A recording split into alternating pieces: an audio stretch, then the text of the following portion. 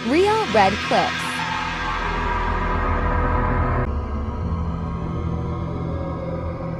बहुत पुरानी बात है। भानगढ़ एकदम खुशहाल शहर था। वहां के लोग बहुत मेहनती और खुश मिजाज थे। हर गली में रौनक थी और हर घर में खुशहाली। वहां एक राजा रहता था, बहुत पावरफुल और नेक दिल। राजा का नाम राजा भानु प्रताप था।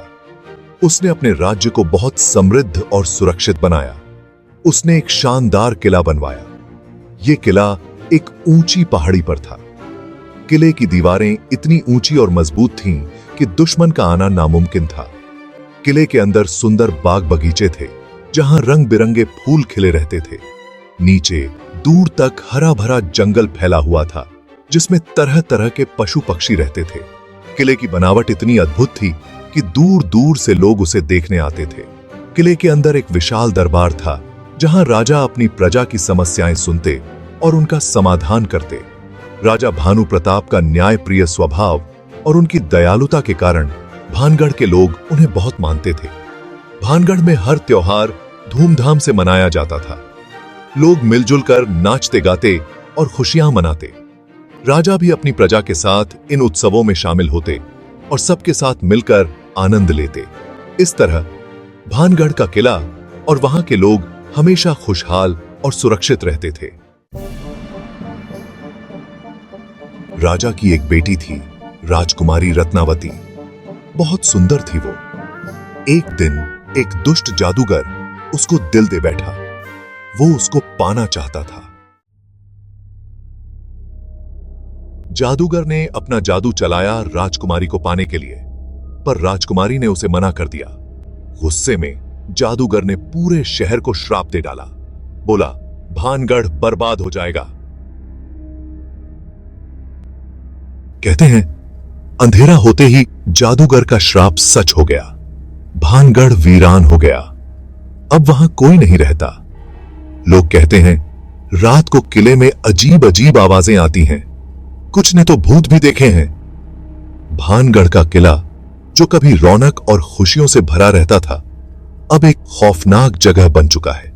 कहते हैं यहां की हवाओं में आज भी उस श्राप की गूंज सुनाई देती है।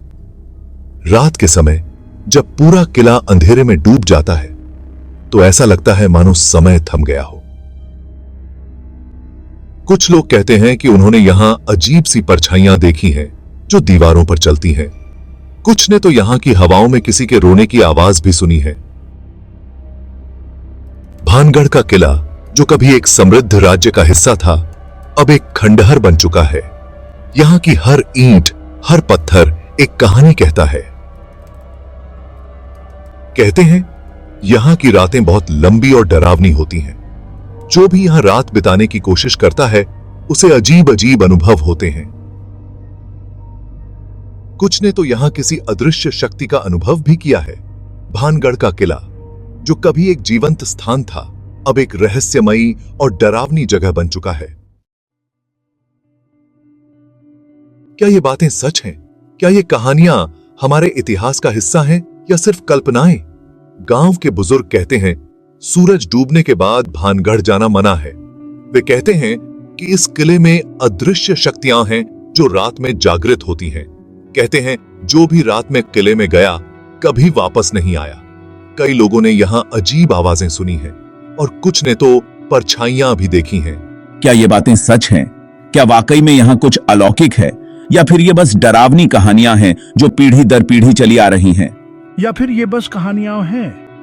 क्या हम इन कहानियों पर विश्वास करें या इन्हें सिर्फ मनोरंजन का साधन मानें? बुजुर्गों की बातें सुनकर लगता है कि इनमें कुछ सच्चाई हो सकती है, लेकिन विज्ञान और तर्क हमें कुछ और ही बताते हैं। तो क्या आप इन कहानियों पर विश्वास करते हैं या इन्हें सिर्फ मिथक मानते हैं? क्या आप जाएंगे? भानगढ़ का किला आज भी खड़ा है, अपने अतीत के सारे राज समेटे हुए। क्या आप में इतनी हिम्मत है कि आप वहां जाओ? खासकर रात के अंधेरे